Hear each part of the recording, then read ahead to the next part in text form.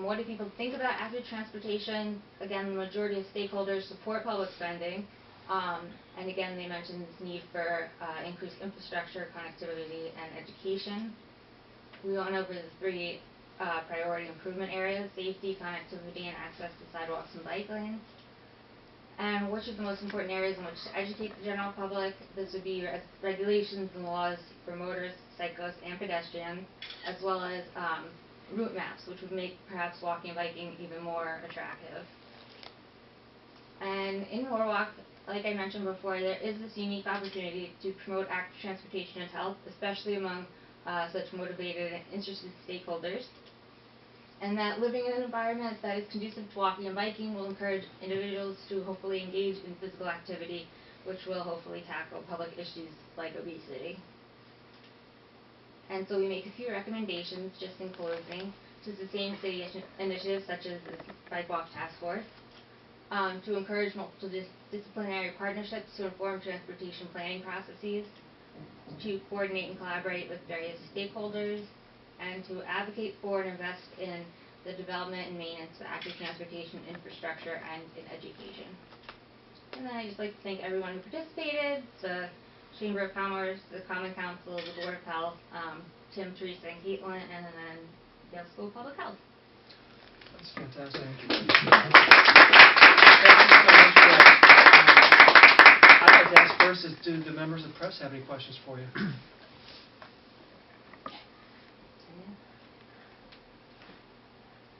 I did my best to summarize. These were our main findings. I have a question. Those statistics on obesity, adults and children, any idea of what they were 10 years ago, 20 years ago? We don't have, I don't know the numbers, I could pull them, but I'm imagining if they tracked with like the United States average, it would have been lower. We've been tracking obesity rates, so overweight and obesity among our school-age children for about 8 years. And we know that by the time a child enters school, so usually at kindergarten, by the time they get to 6th grade, the number of kids that are overweight or obese doubles. Wow. So they're coming in okay, and then kind of levels off. And so especially when they're in high school, it's pretty steady. But obesity at an early age is an indicator that it's going to stay with children all along. And it has a lot of expensive consequences. I would say not a week goes by that I don't operate on somebody my own age for cataracts. And the reason they need surgery is because they've had a high carbon lifestyle, fossil fuel transportation and cheap meat and cheap sugar. And cataract surgery is one of the least expensive things that happens from that. But that's tied into obesity. Absolutely. Cataracts. Wow. I didn't know that. Hypertension, obesity levels, or cholesterol levels.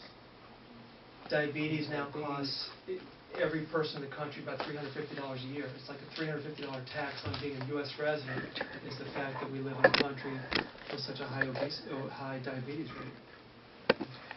How did you select the participants? They were selected through a snowballing method, so we got contacts from here at the health department, and then most of them were contacts we got from the health department, and then some were connected through other interviewees. So like the business community, we reached out to Ed Mazanti, and he went to his board and asked them if they were interested in participating, and he was amazed at the response. Everybody wanted in, so we were able to choose. And I know the sampling was relatively small. Yes. And you can you extrapolate that across the entire No. residency? It's kind of difficult. Yeah, especially because we were focused on identifying really key groups that we wanted to really be a part of this discussion, and so we're not talking to just the average resident. We're talking to some very specific individuals. So. Well, Anita presented this to the Board of Health last week, and one of their comments was we should now expand it to get a larger universe. That would be interesting, but I think the number was so overwhelming in favor that it probably wouldn't change much if the sampling were larger. It probably wouldn't change that much. I think people are coming into the 21st century where,